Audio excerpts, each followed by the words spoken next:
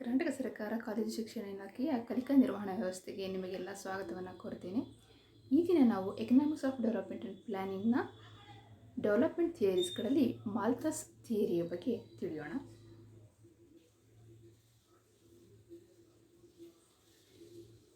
ನಾವು ಇದುವರೆಗಿನ ಕ್ಲಾಸ್ಗಳಲ್ಲಿ ಡೆವಲಪ್ಮೆಂಟ್ ಥಿಯರೀಸಲ್ಲಿ ಪ್ರಮುಖವಾದಂತಹ ಒಂದು ಥಿಯರಿ ಆಡಮ್ ಸ್ಮಿತ್ ರವರ ಡೆವಲಪ್ಮೆಂಟ್ ಥಿಯರಿಯನ್ನು ಅರ್ಥ ಮಾಡ್ಕೊಂಡಿದ್ದೇವೆ. ಈ ದಿನ ಮತ್ತೊಬ್ಬ ಮೇರು ಸಾಂಪ್ರದಾಯಿಕ ಅರ್ಥಶಾಸ್ತ್ರಜ್ಞರು ಟಿ.ಆರ್. ಮಾಲ್ಥಸ್, ಥಾಮಸ್ ರಾಬರ್ಟ್ ಮಾಲ್ಥಸ್ ಅವರ ಒಂದು ಬೆಳವಣಿಗೆಯ ಕುರಿತಾದ ವಿಚಾರಧಾರೆಗಳನ್ನು ನಾವು ಈ ದಿನ ಹಂಚಿಕೊಳ್ಳೋಣ.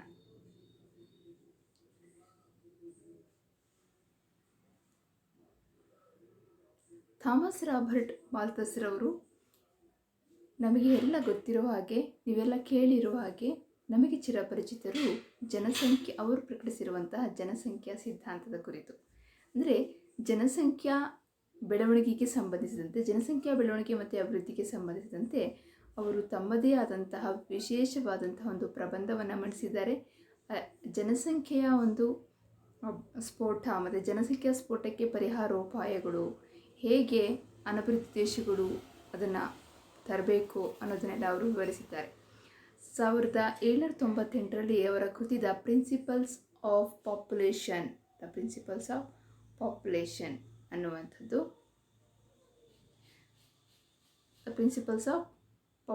ಅನ್ನುವಂತಹ ತಮ್ಮ ಜನಸಂಖ್ಯೆಯ ಕುರಿತಾದಂತಹ ಒಂದು ಕೃತಿಯನ್ನು ಮಂಡಿಸ್ತಾರೆ. ಇದು ಜನಸಂಖ್ಯೆ ಬಗ್ಗೆ ಹೆಚ್ಚಿನ ವಿವರಗಳನ್ನು ತಿಳಿಸ್ಕೊಡುತ್ತೆ. ಅವರ ಮತ್ತೊಂದು ಮೇರು ಕೃತಿ ಪ್ರಿನ್ಸಿಪಲ್ಸ್ ಆಫ್ ಪೊಲಿಟಿಕಲ್ ಎಕಾನಮಿ ಅನ್ನುವಂಥದ್ದು. ಇದು 1820ರಲ್ಲಿ ಪ್ರಕಟಗೊಂಡಿರುವಂತಹ ಕೃತಿ. ಪ್ರಿನ್ಸಿಪಲ್ಸ್ ಆಫ್ ಪೊಲಿಟಿಕಲ್ ಎಕಾನಮಿ, ರಾಜಕೀಯ ಅರ್ಥಶಾಸ್ತ್ರದ ತತ್ವಗಳು ಅನ್ನುವಂಥದ್ದು. It was published in 1820. So ಈ ಒಂದು ಕೃತಿಯಲ್ಲಿ ನಾವು ಈಗ ಏನು ಚರ್ಚಿಸೋದಕ್ಕೆ ಹೊರಟಿದ್ದೀವಿ, ಆರ್ಥಿಕ ಅಭಿವೃದ್ಧಿಗೆ ಸಂಬಂಧಿಸಿದಂತಹ ಕೆಲವೊಂದು ಅಂಶಗಳನ್ನು, ವಿಚಾರಧಾರೆಗಳನ್ನು ಮಾಲ್ಥಸ್ ರವರು ಈ ಒಂದು ಕೃತಿಯಲ್ಲಿ ವಿವರಿಸಿದ್ದಾರೆ. ಈ ಒಂದು ಕೃತಿಯ 2ನೇ ಭಾಗದಲ್ಲಿ ಪ್ರೋಗ್ರೆಸ್ ಆಫ್ ವೆಲ್ತ್, ಸಂಪತ್ತಿನ ಪ್ರಗತಿ ಅನ್ನುವಂತಹ ಭಾಗದಲ್ಲಿ ಈ ಒಂದು ಅಭಿವೃದ್ಧಿಯ ವಿಚಾರಗಳನ್ನು ಅವರು ಹಂಚಿಕೊಂಡಿರೋದನ್ನು ನಾವು ನೋಡ್ಬೋದು.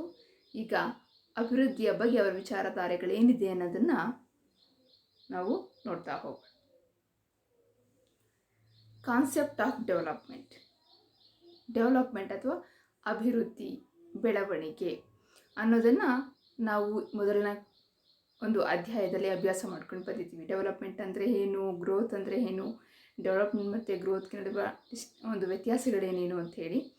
ಇಲ್ಲಿ ಮಾಲ್ಥಸ್ ರವರು ಹೇಳ್ತಾರೆ, development is not A automatic process ಅಂತ.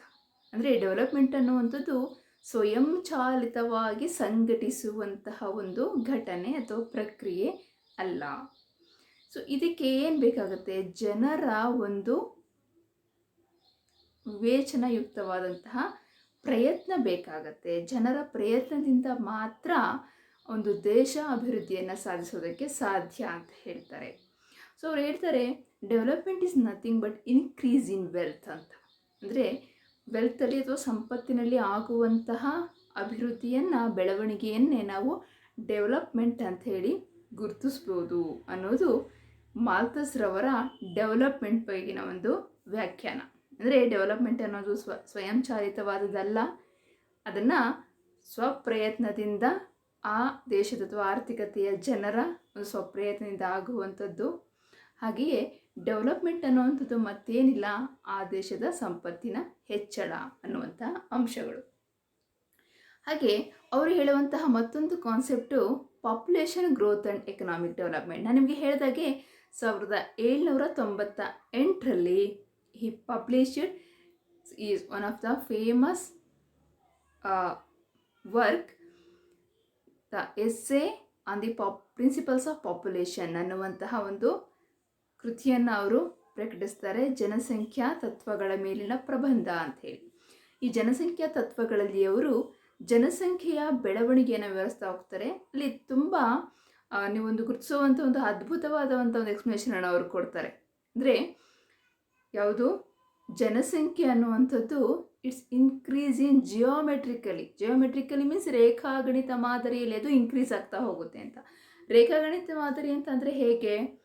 ರೇಖಾಗಣಿತ ಮಾದರಿ ಅಂದರೆ 2, 4, 6, 12 ಲೈಕ್ ಅಂದರೆ ಅದು ದ್ವಿಗುಣಗೊಳ್ತಾ ಹೋಗ್ತಿರುತ್ತೆ ಅಂತ. ಸಾರಿ, ಇಲ್ಲಿ 8, 2, 4, 8, 16.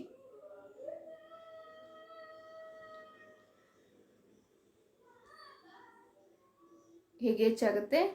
2, 4, 8, 16, 32 ಹೀಗೆ. ಇದನ್ನು ಜಿಯೋಮೆಟ್ರಿಕಲ್ ಆರ್ಡರಲ್ಲಿ ಹೆಚ್ಚಾಗುವಂತಹ ಒಂದು ಪ್ರಕ್ರಿಯೆ ಅಂತ ಹೇಳಿ ಗುರುತಿಸ್ಬೋದು. ಅಂದರೆ ಡಬಲ್ ಆಗ್ತಾ ಹೋಗುವಂಥದ್ದು, ದ್ವಿಗುಣಗೊಳ್ಳುವಂಥದ್ದನ್ನು ಅವರು ಹೇಳ್ತಾ ಹೋಗ್ತಾರೆ. ಆದರೆ ಆಹಾರ ಉತ್ಪಾದನೆಯ ಪ್ರಮಾಣವು ಇದೇ ಪ್ರಮಾಣದಲ್ಲಿ ಹೆಚ್ಚುತ್ತಾ? ಇಲ್ಲ. ಆಹಾರ ಉತ್ಪಾದನೆಯ ಪ್ರಮಾಣ ಅದು ಅಂಕಗಣಿತ ಮಾದರಿಯಲ್ಲಿ ಏರಿಕೆಯಾಗುತ್ತೆ ಅಂತೇಳಿ ಹೇಳ್ತಾರೆ. ಅಂಕಗಣಿತ ಮಾದರಿ ಅಂತ ಹೇಳಿದರೆ 1, 2, 3, 4 ಹಾಗೆ ಒಂದು ಪಟ್ಟು ಮಾತ್ರ ಏರಿಕೆಯನ್ನು ನಾವು ಆಹಾರ ಉತ್ಪಾದನೆಯ ಒಂದು ಹೆಚ್ಚಳದಲ್ಲಿ ಕಾಣ್ಬೋದು. ಸೊ ಇದು ಏನಾಗುತ್ತೆ, ಒಂದು ಅಂತರವನ್ನು ತಂದಿಡುತ್ತೆ. ಜನಸಂಖ್ಯೆ 25 ವರ್ಷಗಳಿಗೊಮ್ಮೆ ದ್ವಿಗುಣಗೊಳ್ತಾ ಹೋಗುತ್ತೆ ಅಂತ ಹೇಳ್ತಾರೆ. ಇಲ್ಲಿ ಈ ಮಾಲ್ಥಸ್ ರವರ ಒಂದು ಡೆಮೋಗ್ರಾಫಿಕ್ ಥಿಯರಿಯನ್ನು ಆಧರಿಸಿ ಭಾರತದಲ್ಲಿ 1921ರಲ್ಲಿ 1921ರಲ್ಲಿ ಇಬ್ಬಾಗ ಆಯಿತು ಅಂತೇಳಿ ನಾವು ಗುರುತಿಸ್ತೇವೆ. ಅಂದರೆ ಇಬ್ಬಾಗ ಅಂತ ಹೇಳಿದರೆ ಆ ಟೈಮಲ್ಲಿ ಒಂದು ಎಕ್ಸ್ಪ್ಲೋಡ್ ಆಯಿತು ಜನಸಂಖ್ಯೆ. ಅಲ್ಲಿಯವರೆಗೆ ಒಂದು ಸ್ಥಿರವಾದ ದರದಲ್ಲಿ ಏರಿಕೆಯಾಗಿ ಬರ್ತಾ ಇದ್ದಂತಹ ಜನಸಂಖ್ಯೆ ಇದ್ದಕ್ಕಿದ್ದಂಗೆ ಏನಾಗುತ್ತೆ, ತೀವ್ರಗತಿಯಲ್ಲಿ ಏರೋದಕ್ಕೆ ಶುರು ಮಾಡುತ್ತೆ. ಇದನ್ನೇ ಅಂದರೆ 25 ವರ್ಷಗಳಿಗೊಮ್ಮೆ ಪ್ರತಿ ದೇಶದಲ್ಲಿ ಜನಸಂಖ್ಯೆ ದ್ವಿಗುಣಗೊಳ್ಳುತ್ತೆ ಅನ್ನೋದು, ಅದರಲ್ಲೂ ಎಸ್ಪೆಷಲಿ ಅಭಿವೃದ್ಧಿಶೀಲ ರಾಷ್ಟ್ರಗಳಲ್ಲಿ ದ್ವಿಗುಣಗೊಳ್ಳುತ್ತೆ ಅನ್ನೋದು ಮಾಲ್ಥಸ್ ರವರ ಒಂದು ವಾದ. ಸೊ ಈ ರೀತಿ ಜನಸಂಖ್ಯೆ ಹೆಚ್ಚಾಗೋದ್ರಿಂದ ಏನಾಗುತ್ತೆ, ಶ್ರಮಕ್ಕೆ ಬೇಡಿಕೆ ಜಾಸ್ತಿ ಆಗುತ್ತೆ. ಜನಸಂಖ್ಯೆ ಹೆಚ್ಚಾಗೋದ್ರಿಂದ ಶ್ರಮಕ್ಕೆ ಬೇಡಿಕೆ ಜಾಸ್ತಿ ಆಗುತ್ತೆ. ಶ್ರಮಕ್ಕೆ ಬೇಡಿಕೆ ಜಾಸ್ತಿ ಆಗೋದ್ರಿಂದ ಮತ್ತೆ ಉತ್ತೇಜನಗೊಂಡು ಅದು ಪುನಃ ಏನನ್ನು ಹೆಚ್ಚು ಮಾಡುತ್ತೆ, ಪುನಃ ಪಾಪ್ಯುಲೇಷನನ್ನು ಹೆಚ್ಚು ಮಾಡ್ತಾ ಹೋಗುತ್ತೆ. ಅಂದರೆ ಇಲ್ಲಿ ಶ್ರಮದ ಬೇಡಿಕೆ, ಲೇಬರ್ನ ಒಂದು ಬೇಡಿಕೆ, ಡಿಮ್ಯಾಂಡ್ ಇನ್ಕ್ರೀಸ್ ಆಗಿದ್ದರಿಂದ ಒನ್ಸ್ ಅಗೇನ್ ಪಾಪ್ಯುಲೇಷನ್ ಗ್ರೋತು ಸಹ ಏನಾಗುತ್ತೆ, ಇನ್ಕ್ರೀಸ್ ಆಗ್ತಾ ಹೋಗುತ್ತೆ. ಇದು ಬರೀ ಪಾಪ್ಯುಲೇಷನ್ ಮಾತ್ರ ಹೆಚ್ಚಾದರೆ ಅಭಿವೃದ್ಧಿ ಸಾಧ್ಯ ಇಲ್ಲ. ಯಾಕೆ? ಪಾಪ್ಯುಲೇಷನ್ ಹೆಚ್ಚಾದ ಮಟ್ಟದಲ್ಲಿಯೇ ಎಫೆಕ್ಟಿವ್ ಡಿಮ್ಯಾಂಡ್, ಪರಿಣಾಮಕಾರಿ ಬೇಡಿಕೆಯು ಹೆಚ್ಚಾದರೆ ಮಾತ್ರ ಆ ಜನಸಂಖ್ಯೆಯ ಅಭಿವೃದ್ಧಿಗೆ ಕೊಡುಗೆಯನ್ನು ಕೊಡಬಲ್ದು, ಇಲ್ಲಾಂದರೆ ಅದು ಅಭಿವೃದ್ಧಿಗೆ ಮಾರಕವಾಗಿರುತ್ತೆ ಅನ್ನೋದು ಮಾಲ್ಥಸ್ ರವರ ಒಂದು ವಿಚಾರಧಾರೆ ಆಗಿದೆ. ಹಾಗಾಗಿ ಪಾಪ್ಯುಲೇಷನ್ ಗ್ರೋತ್ ಮತ್ತು ಎಕನಾಮಿಕ್ ಡೆವಲಪ್ಮೆಂಟನ್ನು ನೋಡಿದಾಗ ಪಾಪ್ಯುಲೇಷನ್ನ ಗ್ರೋತು ಎಕನಾಮಿಕ್ ಡೆವಲಪ್ಮೆಂಟ್ಗೆ ಅದು ಮಾರಕವೇ ಆಗಿದೆ, ಪ್ರೇರಕ ಅಲ್ಲ ಅನ್ನೋದು ಮಾಲ್ಥಸ್ ರವರ ಒಂದು ವಿಚಾರಧಾರೆ. ನೋಡಿ, ಅಂದರೆ ಪಾಪ್ಯುಲೇಷನ್ ಗ್ರೋತು ಎಕನಾಮಿಕ್ ಡೆವಲಪ್ಮೆಂಟ್ ಆದಂತೆಲ್ಲ ಅಂದರೆ ಅಭಿವೃದ್ಧಿ ಆಗ್ತಾ ಹೋದಂತೆಲ್ಲ ಏನಾಗ್ತಾ ಹೋಗುತ್ತೆ, ಜನಸಂಖ್ಯೆ ಬೆಳವಣಿಗೆ ಹೆಚ್ಚಾಗ್ತಾ ಹೋಗುತ್ತೆ. ಹಳ್ಳಿಯಿಂದ ನೆಕ್ಸ್ಟ್ ಒಂದು ಸಣ್ಣ ಪಟ್ಟಣಗಳು, ನಗರಗಳು, ಮಹಾನಗರಗಳು, ಹೀಗೆ ಜನಸಂಖ್ಯೆಯ ದರ ಹೆಚ್ಚಾಗ್ತಾ ಹೋಗುತ್ತೆ ಅನ್ನೋದನ್ನು ಅವರು ಎಕ್ಸ್ಪ್ರೆಸ್ ಮಾಡ್ತಾರೆ. ಸೊ ಹಾಗೆ ಎರಡನೇದು role of production and distribution, ಉತ್ಪಾದನೆ ಮತ್ತು ವಿತರಣೆಯ ಒಂದು ಪಾತ್ರ ಎಕನಾಮಿಕ್ ಡೆವಲಪ್ಮೆಂಟಲ್ಲಿ ಇವುಗಳ ಪಾತ್ರ ಏನಿದೆ ಅಂತ ಹೇಳಿ ನೋಡುವಂಥದ್ದು. ಸೊ ಮಾಲ್ಥಸ್ ಹೇಳುವಂತೆ these 2 components are main components of wealth ಅಂತ. ಸಂಪತ್ತಿನ ಪ್ರಮುಖ ಸಂಗತಿಗಳು ಅಥವಾ ಮೂಲಾಂಶಗಳು ಈ 2 ಅಂಶಗಳಾಗಿದೆ. ಯಾವುದು? Production and distribution. ಉತ್ಪಾದನೆ ಮತ್ತು ವಿತರಣೆ ಸಮರ್ಪಕವಾಗಿ ಆದಾಗ ಅಲ್ಲಿ ನಾವು ಆರ್ಥಿಕ ಅಭಿವೃದ್ಧಿಯನ್ನು ಕಾಣೋದಕ್ಕೆ ಸಾಧ್ಯ ಅಂತ. ನಾವಿಲ್ಲಿ ನೋಡ್ತಿದ್ವಿ, ರಾ ಮೆಟೀರಿಯಲ್ಲು, ಮ್ಯಾನುಫ್ಯಾಕ್ಚರಿಂಗು, ಒಂದು ಇನ್ಫಾರ್ಮೇಷನ್ ಟೆಕ್ನಾಲಜಿಯ ಉತ್ಪಾದನೆ ಮತ್ತು ವಿತರಣೆಯನ್ನು ನಾವು ನೋಡ್ತಾ ಇದ್ದೀವಿ. ಸೊ ರೀಟೇಲರು, ಹೀಗೆ ಉತ್ಪಾದನಾ ಹಂತದಿಂದ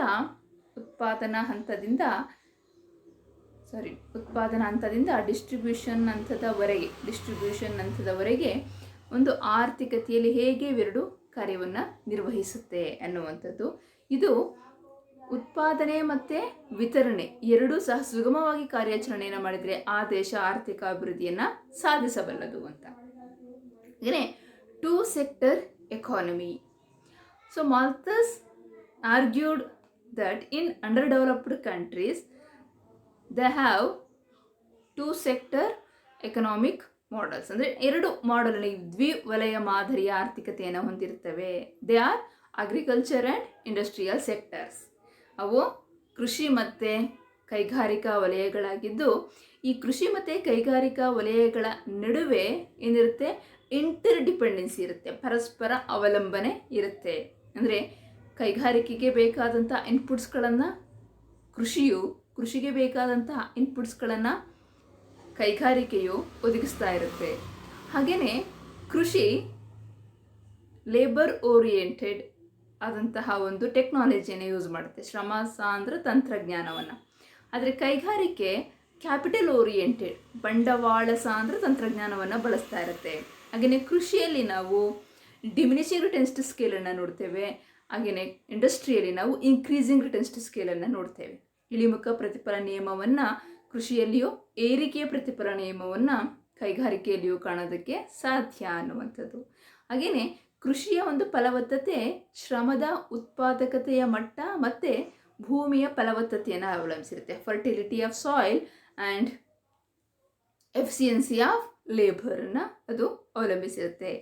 ಹಾಗೆ ಕೈಗಾರಿಕೆಯಲ್ಲಿ ಇಟ್ಸ್ ಡಿಪೆಂಡ್ಸ್ ಅಪಾನ್ ಟೆಕ್ನಾಲಜಿ, ತಂತ್ರಜ್ಞಾನವನ್ನು ಅಲ್ಲಿಯ ಒಂದು ಉತ್ಪಾದನೆಯ ಮಟ್ಟ ಅವಲಂಬಿಸಿರೋದನ್ನು ನೋಡ್ಬೋದು ಅನ್ನೋದು ಮಾಲ್ಥಸ್ರವರ ಒಂದು ವಿಚಾರಧಾರೆ. ಹಾಗಾಗಿ ಎರಡು ವಲಯದ ಆರ್ಥಿಕತೆ ಇರುತ್ತೆ, ಎರಡು ವಲಯಗಳು ಒಂದಕ್ಕೊಂದು ಇಂಟರ್ಡಿಪೆಂಡೆನ್ಸಿಯನ್ನು ಹೊಂದಿರ್ತವೆ. ಸೊ ಈ ಎರಡೂ ವಲಯಗಳ ಪ್ರಗತಿ ಆ ದೇಶದ ಅಭಿವೃದ್ಧಿಯ ಸೂಚಕಗಳಾಗಿರ್ತವೆ ಅನ್ನುವಂಥದ್ದು. ಹಾಗೆ ಪ್ರಾಸೆಸ್ ಆಫ್ ಕ್ಯಾಪಿಟಲ್ ಅಕ್ಯುಮುಲೇಷನ್, ನಾವು ಇವನು ಆಡಮ್ ಸ್ಮಿತ್ ರವರ ಅಭಿವೃದ್ಧಿ ಸಿದ್ಧಾಂತವನ್ನು ನೋಡಬೇಕಿದ್ರು ಈ ಒಂದು ವಿಚಾರವನ್ನು ನೋಡಿದ್ವಿ. ಬಂಡವಾಳ ಸಂಚಯನ ಅನ್ನುವಂಥದ್ದು, ಅಂದರೆ ಬಂಡವಾಳ ಸಂಚಯನ ಅನ್ನುವಂಥದ್ದು ಆಲ್ರೆಡಿ ಇರುವಂತಹ ಬಂಡವಾಳಕ್ಕೆ ಹೊಸದಾಗಿ ಸೇರಿಸಲ್ಪಡುವಂತಹ ಒಂದು ಹೂಡಿಕೆಯ ಪ್ರಮಾಣ ಆಗಿರುತ್ತೆ. ಈ ಬಂಡವಾಳ ಸಂಚಯನವನ್ನು ಮಾಡುವುದಕ್ಕೆ ಮೂಲ ಉಳಿತಾಯ, ಸೇವಿಂಗ್ಸ್. ಇಲ್ಲಿ ಒನ್ಸ್ ಅಗೇನ್ ಆಡಮ್ ಸ್ಮಿತ್ ಹೇಗೆ ಹೇಳ್ತಾರೆ ಅದೇ ಥರ ಮಾಲ್ಥಸ್ರವರು ಹೇಳ್ತಾರೆ, ಉಳಿತಾಯವನ್ನು ಮಾಡುವ ಸಾಮರ್ಥ್ಯ ಕೇವಲ ಬಂಡವಾಳದಾರರಿಗೆ, ಅಂದರೆ ಓನ್ಲಿ ಕ್ಯಾಪಿಟಲಿಸ್ಟ್ ಕ್ಯಾನ್ ಸೇವ್ ಅಂತ ಹೇಳ್ತಾರೆ. ಅಂದರೆ ಬಂಡವಾಳದಾರರು ಮಾತ್ರ ಉಳಿತಾಯವನ್ನು ಮಾಡೋದಕ್ಕೆ ಸಾಧ್ಯ, ಕಾರ್ಮಿಕರು ಅಲ್ಲ. ಏಕೆಂದರೆ ಲೇಬರರ್ಸು ಪಡೆಯುವಂಥ ವೇಜ್ ಸಬ್ಸಿಸ್ಟೆನ್ಸ್ ಲೆವೆಲ್, ಜೀವನ ಮಟ್ಟಕ್ಕೆ ಸಮನಾಗಿರುವಂತಹ ಕೂಲಿಯನ್ನು ಅವರು ಪಡೆಯೋದ್ರಿಂದ ಅವರ ಅನುಭೋಗವನ್ನು ಮೀರಿ ಉಳಿತಾಯ ಮಾಡೋದಕ್ಕೆ ಸಾಧ್ಯ ಇಲ್ಲ. ಹಾಗಾಗಿ ಕ್ಯಾಪಿಟಲಿಸ್ಟ್ ಮಾತ್ರ ಉಳಿತಾಯವನ್ನು ಮಾಡ್ತಾರೆ ಅನ್ನೋದು ಮಾಲ್ಥಸ್ರವರ ಒಂದು ವಿಚಾರಧಾರೆ ಆಗಿದೆ. ಹಾಗೆ ಕ್ಯಾಪಿಟಲ್ ಅಕ್ಯುಮುಲೇಷನ್ ಹೆಚ್ಚಾದಂತೆಲ್ಲ ಆ ದೇಶ ಅಭಿವೃದ್ಧಿಯನ್ನು ಸಾಧಿಸುತ್ತೆ. ಡಿಫಿಷಿಯನ್ಸಿ ಆಫ್ ಎಫೆಕ್ಟಿವ್ ಡಿಮ್ಯಾಂಡ್, ಅವರು ಇನ್ನೊಂದು ವಿಚಾರ ನಾವು ನೋಡಿದ್ವಿ, ಜನಸಂಖ್ಯಾ ಬೆಳವಣಿಗೆ ಮತ್ತು ಅಭಿವೃದ್ಧಿಯ ಸಂಬಂಧವನ್ನು ನೋಡಬೇಕಿದ್ರೆ ಜನಸಂಖ್ಯಾ ಬೆಳವಣಿಗೆ ಅಂದರೆ ಜನಸಂಖ್ಯೆಯಲ್ಲಿ ಬೆಳವಣಿಗೆ ಆದ ಮಾತ್ರಕ್ಕೆ ಅಭಿವೃದ್ಧಿಯನ್ನು ಸಾಧಿಸೋಕ್ಕೆ ಸಾಧ್ಯ ಇಲ್ಲ. ಅದ್ರ ಜೊತೆಗೆ ಏನು ಹೆಚ್ಚಾಗಬೇಕು, ಪರಿಣಾಮಕಾರಿ ಬೇಡಿಕೆಯೂ ಸಹ ಹೆಚ್ಚಾಗಬೇಕು. ಆದರೆ ಅಭಿವೃದ್ಧಿ ರಾಷ್ಟ್ರಗಳಲ್ಲಿ ಪರಿಣಾಮಕಾರಿ ಬೇಡಿಕೆಯ ಕೊರತೆ ಇರುತ್ತೆ. ಈ ಪರಿಣಾಮಕಾರಿ ಬೇಡಿಕೆಯ ಕೊರತೆಯ ಕಾರಣ ಅಭಿವೃದ್ಧಿಗೆ ಅಡಚಣೆ ಉಂಟಾಗುತ್ತೆ. ಅದನ್ನು ನಾವು ಇಲ್ಲಿ ನೋಡ್ಬೋದು. ಪರಿಣಾಮಕಾರಿ ಬೇಡಿಕೆಯ ಕೊರತೆ, why? Because of under consumption in under developed countries. That's why stagnation occur ಅಲ್ವಾ. ಅಂದರೆ ಪರಿಣಾಮಕಾರಿ ಬೇಡಿಕೆಯಲ್ಲಿ ಕೊರತೆ ಇದೆ. ಯಾಕೆ ಇದೆ ಅಂತ ಹೇಳಿದರೆ ಅಲ್ಲಿ ಅರೆ ಅನುಭೋಗ ಅಸ್ತಿತ್ವದಲ್ಲಿರುತ್ತೆ. ಅರೆ ಅನುಭೋಗ ಅಸ್ತಿತ್ವದಲ್ಲಿದ್ದು ಪರಿಣಾಮಕಾರಿ ಬೇಡಿಕೆಯ ಕೊರತೆ ಇರುವ ಕಾರಣ ಆರ್ಥಿಕತೆಯು ಜಡತ್ವಕ್ಕೆ ತಲುಪುವಂತಹ ಸಾಧ್ಯತೆಗಳು ಹೆಚ್ಚಾಗಿರುತ್ತೆ. ಸೊ ಇದನ್ನು ಹೋಗಲಾಡಿಸ್ಬೇಕು ಅಂತ ಹೇಳಿದರೆ, ಅಥವಾ ಇದರಿಂದ ಓವರ್ಕಮ್ ಹೇಗೆ ಆಗಬೇಕು ಅನ್ನೋದನ್ನು ಮಾಲ್ಥಸ್ ವಿವರಿಸ್ತಾ ಹೋಗ್ತಾರೆ. ಆದರೆ ಪರಿಣಾಮಕಾರಿ ಬೇಡಿಕೆಯ ಕೊರತೆ ದೇಶದ ಆರ್ಥಿಕ ಅಭಿವೃದ್ಧಿಗೆ ಪ್ರಮುಖ ಅಡಚಣೆ, ತೊಡಕು ಅನ್ನೋದನ್ನು ಅವರು ಮೊಟ್ಟ ಮೊದಲಿಗೆ ಗುರುತಿಸಿರೋದನ್ನು ನಾವು ನೋಡಬಹುದಾಗಿದೆ. ನಂತರ ಎಕನಾಮಿಕ್ ಸ್ಟ್ಯಾಗ್ನೇಷನ್, ನಾನು ನಿಮಗೆ ಹೇಳಿದೆ ಅನಭಿವೃದ್ಧ ರಾಷ್ಟ್ರಗಳಲ್ಲಿ ಮಾಲ್ಥಸ್ ಹೇಳುವಂತೆ ಜನಸಂಖ್ಯಾ ಬೆಳವಣಿಗೆ ಮಿತಿಮೀರಿ ಇರುತ್ತೆ. ಜನಸಂಖ್ಯಾ ಬೆಳವಣಿಗೆ ತಕ್ಕಂಥ ಪರಿಣಾಮಕಾರಿ ಬೇಡಿಕೆ ಇರೋದಿಲ್ಲ. ಪರಿಣಾಮಕಾರಿ ಬೇಡಿಕೆಯ ಕೊರತೆ ಅರೆ ಅನುಭವದಿಂದ ಉಂಟಾಗುತ್ತೆ. ಈ ಎಲ್ಲ ಕಾರಣಗಳಿಂದ ಆರ್ಥಿಕತೆಯು ಜಡತ್ವಕ್ಕೆ, ನಿಶ್ಚಲ ಸ್ಥಿತಿಗೆ ಬಂದು ತಲುಪುತ್ತೆ. ಅಂದರೆ ಏರಿಕೆಯ ಹಂತದಿಂದ ಇಳಿಯುವ ಹಂತಕ್ಕೆ ಕೂಲಿಗಳು ಕಡಿಮೆ ಆಗ್ತಾ ಹೋಗ್ತವೆ, ಲಾಭಗಳು ಕಡಿಮೆ ಆಗ್ತವೆ, ಉತ್ಪಾದನಾ ಮಟ್ಟ ಕಡಿಮೆ ಆಗುತ್ತೆ, ಅದು ಬೇಡಿಕೆಯನ್ನು ಮತ್ತೆ ಕಡಿಮೆ ಮಾಡುತ್ತೆ. ಹೀಗೆ ಆರ್ಥಿಕತೆ ಜಡತ್ವದ ಒಂದು ಸನ್ನಿವೇಶಕ್ಕೆ ಬಂದು ತಲುಪುತ್ತೆ ಅನ್ನುವಂಥದ್ದು ಅವರ ಇನ್ನೊಂದು ವಿಚಾರಧಾರೆ. ಹಾಗೆ ಸ್ಟೇಷನರಿ ಸ್ಟೇಟ್, ಅಂತಿಮವಾಗಿ ಆರ್ಥಿಕತೆಯು ನಿಶ್ಚಲ ಸ್ಥಿತಿಗೆ ಬಂದು ನೆಲೆಸುತ್ತೆ. ಹೇಗೆ ಅದು ನಿಶ್ಚಲ ಸ್ಥಿತಿಗೆ ಬಂದು ನೆಲೆಸುತ್ತೆ ಅಂತ ಹೇಳಿದ್ರೆ, ಜನಸಂಖ್ಯೆಯ ಬೆಳವಣಿಗೆ ಮತ್ತು ಬಂಡವಾಳ ಸಂಚಯನವನ್ನು ನೋಡುವಾಗ ಜನಸಂಖ್ಯಾ ಬೆಳವಣಿಗೆ, ಆರ್ಥಿಕ ಅಭಿವೃದ್ಧಿ ಆದಂತೆಲ್ಲ ಏರಿಕೆಯನ್ನು ಆಗ್ತಾ ಇರುತ್ತೆ. ಆದರೆ ಅಂತಿಮವಾಗಿ ಒಂದು ಹಂತದಲ್ಲಿ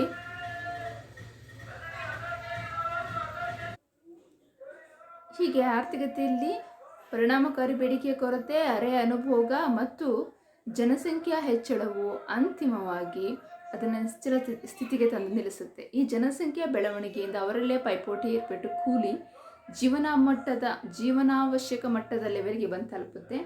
ಸೊ ಇದರಿಂದ ಅವರ ಒಂದು ಆದಾಯ ಕಡಿಮೆ ಆಗುತ್ತೆ, ತಲಾದಾಯ ಕಡಿಮೆ ಆಗುತ್ತೆ. ತಲಾದಾಯ ಕಡಿಮೆ ಆಗಿದ್ದರಿಂದ ಅವರ ಒಂದು ಬೇಡಿಕೆ ಶಕ್ತಿ ಹೋಗುತ್ತೆ, ಬೇಡಿಕೆ ಕಡಿಮೆ ಆಗೋದ್ರಿಂದ ಉತ್ಪಾದನಾ ಮಟ್ಟ ಕಡಿಮೆ ಆಗುತ್ತೆ. ಇದು ಹೀಗೆ ಅಂದರೆ ಒಂದು ವಿಷವರ್ತುಲದ ರೀತಿ ಮುಂದುವರಿತಾ ಇರುತ್ತೆ. ಹಾಗಾಗಿ ಆರ್ಥಿಕ ಅಭಿವೃದ್ಧಿ ನಿಶ್ಚಲ ಸ್ಥಿತಿಗೆ ಬಂದು ತಲುಪುತ್ತೆ. ಹಾಗಿದ್ರೆ ಆರ್ಥಿಕ ಅಭಿವೃದ್ಧಿಯನ್ನು ಹೆಚ್ಚಿಸುವುದಕ್ಕೆ ಅಥವಾ ಪ್ರೋತ್ಸಾಹಿಸುವುದಕ್ಕೆ ಯಾವೆಲ್ಲ ಕ್ರಮಗಳನ್ನು ಕೈಗೊಳ್ಬೋದು ಅನ್ನೋದನ್ನು ಮಾಲ್ತಸ್ರವರು ತಮ್ಮ ಆ ಒಂದು ಕೃತಿಯಲ್ಲಿ ವಿವರಿಸ್ತಾ ಹೋಗಿದ್ದಾರೆ. ಮೊದಲನೇದಾಗಿ ಬ್ಯಾಲೆನ್ಸ್ಡ್ ಗ್ರೋತ್. ಅವರೇ ಹೇಳಿರೋ ಹಾಗೆ ಅನಭಿವೃದ್ಧಿ ರಾಷ್ಟ್ರಗಳಲ್ಲಿ 2 ರೀತಿಯ ವಲಯಗಳನ್ನು ನಾವು ನೋಡ್ತೀವಿ. ಯಾವ 2 ವಲಯಗಳವುದು? ಒಂದು ಇಂಡಸ್ಟ್ರಿ, ಮತ್ತೊಂದು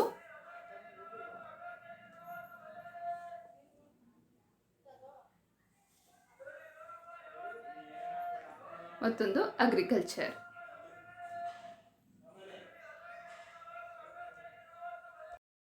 ಹಾಗೆ ಮಾಲ್ತಸ್ರವರು ಹೇಳುವಂಥದ್ದು ಆರ್ಥಿಕ ಅಭಿವೃದ್ಧಿಯ ಅಂತಿಮವಾಗಿ ನಿಶ್ಚಲ ಸ್ಥಿತಿಗೆ ಬಂದು ತಲುಪುತ್ತೆ. ಕಾರಣ ಅರೆ ಅನುಭೋಗ ಮತ್ತು ಪರಿಣಾಮಕಾರಿ ಬೇಡಿಕೆಗಳ ಕೊರತೆ. ಜನಸಂಖ್ಯೆಯ ಹೆಚ್ಚಳವು ಅಭಿವೃದ್ಧಿಯ ಜೊತೆಗೆ ಹೆಚ್ಚುತ್ತಾ ಹೋದರೂ ಸಹ ಅದು ಪರಿಣಾಮಕಾರಿ ಬೇಡಿಕೆಯನ್ನು ಹೆಚ್ಚಳ ಮಾಡೋದಿಲ್ಲ. ಆದ್ದರಿಂದ ಅದು ಆರ್ಥಿಕ ಅಭಿವೃದ್ಧಿಯನ್ನು ನಿಶ್ಚಲ ಸ್ಥಿತಿಗೆ ತಂದು ನಿಲ್ಲಿಸುತ್ತೆ. ಕಾರಣ ಮಾಲ್ತಸ್ರವರ ಹೇಳುವಂತೆ ಅತ್ಯಂತ ಕಡಿಮೆ ಜೀವನಾವಶ್ಯಕ ಮಟ್ಟದ ಕೂಲಿಯನ್ನು ಪಡೆಯುವಂತಹ ಕಾರ್ಮಿಕರು ಇತ್ತ ಸೇವಿಂಗ್ಸನ್ನು ಮಾಡಲಾರರು, ಅತ್ತ ಹೆಚ್ಚಿನ ಅನುಭೋಗವನ್ನು ಕೈಗೊಳ್ಳಲಾರರು. ಸೊ ಇದರಿಂದ ಅನುಭೋಗವನ್ನು ಕ್ಯಾಪಿಟಲಿಸ್ಟ್ ಹತ್ರ ಲಾಭ ಇದೆ, ಕ್ಯಾಪಿಟಲಿಸ್ಟ್ ಹತ್ರ ಸಂಪತ್ತಿದೆ, ಆದರೆ ಅವರು ಹೆಚ್ಚಿನ ಸಂಪತ್ತನ್ನು ಉಳಿತಾಯ ಮಾಡಿ ಬಂಡವಾಳ ಸಂಚಯನವನ್ನು ಮಾಡುವಂತಹ ಗುರಿಯನ್ನು ಹೊಂದಿರ್ತಾರೆ. ಆದ್ದರಿಂದ ಅವರು ಸಹ ಅನುಭೋಗಕ್ಕೆ ವಿನಿಯೋಗಿಸೋದಿಲ್ಲ. ಹೀಗಾಗಿ ಅನುಭೋಗದಲ್ಲಿ ಅನುಭೋಗ ಉಂಟಾಗುತ್ತೆ, ಅದು ಪರಿಣಾಮಕಾರಿ ಬೇಡಿಕೆಯ ಕೊರತೆಗೆ ಕಾರಣ ಆಗುತ್ತೆ. ಇದು ಅಂತಿಮವಾಗಿ ಆರ್ಥಿಕತೆಯನ್ನು ನಿಶ್ಚಲ ಸ್ಥಿತಿಗೆ ತಂದು ನಿಲ್ಲಿಸುತ್ತೆ ಎನ್ನುವಂಥದ್ದು. ಹಾಗೆ ಮಾಲ್ತಸ್ರವರು ಇಂತಹ ಒಂದು ಆರ್ಥಿಕ ಅಭಿವೃದ್ಧಿಗೆ ಇರುವಂತಹ ಅಡಚಣೆಗಳನ್ನು ಹೇಗೆ ಹೋಗಲಾಡಿಸಬೇಕು ಮತ್ತು ಒಂದು ಆರ್ಥಿಕತೆ ಹೇಗೆ ಒಂದು ಆರ್ಥಿಕ ಅಭಿವೃದ್ಧಿಯನ್ನು ಸಾಧಿಸುವುದಕ್ಕೆ ಏನೆಲ್ಲ ಪ್ರೋತ್ಸಾಹ ಕ್ರಮಗಳನ್ನು ಕೈಗೊಳ್ಬೋದು ಅನ್ನೋದನ್ನು ಅವರು ವಿವರಿಸ್ತಾ ಹೋಗ್ತಾರೆ. ಅದರಲ್ಲಿ ಬ್ಯಾಲೆನ್ಸ್ಡ್ ಗ್ರೋತ್. ಮಾಲ್ತಸ್ರವರು ಹೇಳುವಂತೆ ಆರ್ಥಿಕತೆಯನ್ನು ನಾವು 2 ವಲಯಗಳನ್ನು ನೋಡ್ತೇವೆ. ಒಂದು industry and another one is agriculture. Agriculture ಮತ್ತು ಇಂಡಸ್ಟ್ರಿಯ ನಡುವೆ ಒಂದು ಸಮತೋಲನವಾದಂತಹ ಬೆಳವಣಿಗೆ ಸಾಧ್ಯವಾದರೆ, ಅಂದರೆ ಒಂದು ಮತ್ತೊಂದಕ್ಕೆ ಸಹಕರಿಸಲ್ಪಟ್ಟರೆ, ಪರಸ್ಪರ ಅವಲಂಬನೆ ಸಮತೋಲಿತವಾಗಿದ್ದರೆ ಆಗ ಏನು ಈ ಒಂದು ಪರಿಣಾಮಕಾರಿ ಬೇಡಿಕೆಯ ಕೊರತೆಯನ್ನು ಹೋಗಲಾಡಿಸೋದಕ್ಕೆ ಸಾಧ್ಯ. ಹಾಗೆ ಅರೆ ಅನುಭವವೂ ಸಹ ಹೋಗಲಾಡುತ್ತೆ. ಇದರಿಂದ ಅಭಿವೃದ್ಧಿಯನ್ನು ಸಾಧಿಸ್ಬೋದು ಅನ್ನೋದು ಮಾಲ್ತಸ್ರವರ ಒಂದು ವಿಚಾರಧಾರೆ. ಹಾಗೆ ಅವರು ಎರಡನೇದಿರೋದು ರೈಸಿಂಗ್ ಎಫೆಕ್ಟಿವ್ ಡಿಮ್ಯಾಂಡ್. ಆರ್ಥಿಕ ಅಭಿವೃದ್ಧಿಯನ್ನು ಸಾಧಿಸಬೇಕಂತ ಹೇಳಿದರೆ ಪರಿಣಾಮಕಾರಿ ಬೇಡಿಕೆಯನ್ನು ಹೆಚ್ಚಿಸಬೇಕು. ಪರಿಣಾಮಕಾರಿ ಬೇಡಿಕೆಯನ್ನು ಹೆಚ್ಚಿಸಬೇಕು ಅಂತ ಹೇಳಿದರೆ ಅವರು ಹೇಳುವಂತಹ ಒಂದು ಮೆಜರ್ಸ್ ಅಂತ ಹೇಳಿದರೆ increase unproductive consumption to suggest spending unproductive consumers ಅಂತ. ಅನ್ಪ್ರೊಡಕ್ಟಿವ್ ಕನ್ಸ್ಯೂಮರ್ಸ್ ಯಾರು? ಮಾಲ್ತಸ್ರವರ ಪ್ರಕಾರ ನ್ಯಾಯವಾದಿಗಳು, ಸೈನಿಕರು, ಸರ್ಕಾರಿ ನೌಕರರು, ಸೊ ಮುಂತಾದ ವೈದ್ಯರು, ಇವರೆಲ್ಲರೂ ಅನ್ಪ್ರೊಡಕ್ಟಿವ್ ಅನುತ್ಪಾದಕ ಅನುಭೋಗಿಗಳು ಅಂಥೇಳಿ ಕರೀತಾರೆ ಅವರು. ಈ ಅನ್ಪ್ರೊಡಕ್ಟಿವ್ ಕನ್ಸ್ಯೂಮರ್ಸ್ ಏನಿದ್ದಾರೆ ಇವರು ತಮ್ಮ ಅನುಭೋಗದ ವೆಚ್ಚವನ್ನು ಹೆಚ್ಚು ಮಾಡೋದ್ರ ಮೂಲಕ ಪರಿಣಾಮಕಾರಿ ಬೇಡಿಕೆಯನ್ನು ಹೆಚ್ಚಿಸ್ಬೋದು ಅನ್ನುವಂಥದ್ದು. ಪರಿಣಾಮಕಾರಿ ಬೇಡಿಕೆ ಇನ್ಕ್ರೀಸ್ ಆದರೆ ಅದು ಆಟೋಮೆಟಿಕಲಿ ಆರ್ಥಿಕ ಅಭಿವೃದ್ಧಿಯನ್ನು ಬೂಸ್ಟ್ ಮಾಡುತ್ತೆ ಅಂತ ಹೇಳ್ತಾರೆ. ಹಾಗೆಯೇ ಮೇಂಟೈನ್ ಅನ್ಪ್ರೊಡಕ್ಟಿವ್ ಕನ್ಸ್ಯೂಮರ್ಸ್, ನಾನು ನಿಮಗೆ ಹೇಳಿದಾಗೆ ಅಲ್ಲಿ ಹೇಗೆ ಎಫೆಕ್ಟಿವ್ ಡಿಮ್ಯಾಂಡನ್ನು ಇನ್ಕ್ರೀಸ್ ಮಾಡಲಿಕ್ಕೆ ಅನ್ಪ್ರೊಡಕ್ಟಿವ್ ಕನ್ಸಂಪ್ಷನನ್ನು ಮಾಡಬೇಕು ಅಂತ ಹೇಳಿದರು. ಆ ಒಂದು ಅನ್ಪ್ರೊಡಕ್ಟಿವ್ ಕನ್ಸ್ಯೂಮರ್ಸ್ನ ಮೇಂಟೈನ್ ಅಂದರೆ ನಿರ್ವಹಿಸಬೇಕು, ಸ್ಪೆಂಡಿಂಗನ್ನು ಹೆಚ್ಚು ಮಾಡಬೇಕು ಅಂತ ಹೇಳುವಂಥದ್ದು. ಹಾಗೆಯೇ encourage public works to increase effective demand. ಇಲ್ಲಿ ಪಬ್ಲಿಕ್ ವರ್ಕ್ಸ್ ಅಂತೇಳಿ ಹೇಳ್ತಾ ಇದ್ದಾರೆ. ಪಬ್ಲಿಕ್ ವರ್ಕ್ಸ್ ಅಂತ ಹೇಳಿದರೆ ಸರ್ಕಾರವು ಕೈಗೊಳ್ಳುವಂತಹ ವಿವಿಧ ಕಾಮಗಾರಿಗಳು, ಅಂದರೆ ರಸ್ತೆಯ ಒಂದು ನಿರ್ಮಾಣದ ಕೆಲಸ ಇರ್ಬೋದು, ಚರಂಡಿ ನಿರ್ಮಾಣ ಇರುವಂಥದ್ದು, ಹಾಗೆಯೇ ಸ್ಯಾನಿಟೇಷನ್ನು, ನೈರ್ಮಲ್ಯ, ಶೌಚಾಲಯಗಳ ನಿರ್ಮಾಣ, ಹೀಗೆ ಸರ್ಕಾರವು ವಿವಿಧ ಕಾಮಗಾರಿಗಳನ್ನು ಹಮ್ಮಿಕೊಳ್ಳುವ ಮೂಲಕ ಸಾರ್ವಜನಿಕ ಕೆಲಸವನ್ನು ಜನರಿಗೆ ಒದಗಿಸಿಕೊಟ್ರೆ ಅವರಲ್ಲೇನಾಗುತ್ತೆ, ಕೊಳ್ಳುವ ಶಕ್ತಿ ಇನ್ಕ್ರೀಸ್ ಆಗುತ್ತೆ. ಅದು ಪರಿಣಾಮಕಾರಿ ಬೇಡಿಕೆಯನ್ನು ಹೆಚ್ಚು ಮಾಡುತ್ತೆ ಅಂತೇಳಿ ಹೇಳ್ತಾರೆ. ಇದನ್ನು ಮೊಟ್ಟ ಮೊದಲಿಗೆ ಅರ್ಥಶಾಸ್ತ್ರದಲ್ಲಿ ಹೇಳಿದಂತಹ ಕೀರ್ತಿ ಮಾಲ್ಥಸ್ರವ್ರಿಗೆ ಸಲ್ಲುತ್ತೆ. ಆನಂತರ ಮಾಲ್ಥಸ್ರವರ ವಿಚಾರಧಾರೆ ಸ್ವಲ್ಪ ಮಾಡಿಫೈ ಮಾಡಿ ಇನ್ನೊಂದಷ್ಟು ಜನಪ್ರಿಯಗೊಳಿಸಿದ್ದು ಜೇಮ್ಸ್ ಕೀನ್ಸ್ ಅನ್ನೋದು ಆನಂತರ ನಿಮಗೆ ಅದು ಗಮನಕ್ಕೆ ಇದೆ. ಹಾಗಾಗಿ ಪಬ್ಲಿಕ್ ವರ್ಕ್ಸನ್ನು ಇನ್ಕ್ರೀಸ್ ಮಾಡುವ ಮೂಲಕ ಪರಿಣಾಮಕಾರಿ ಬೇಡಿಕೆಯನ್ನು ಹೆಚ್ಚಿಸ್ಬೋದು ಅನ್ನೋದು ಮಾಲ್ಥಸ್ರವರ ಒಂದು ವಿಚಾರಧಾರೆ.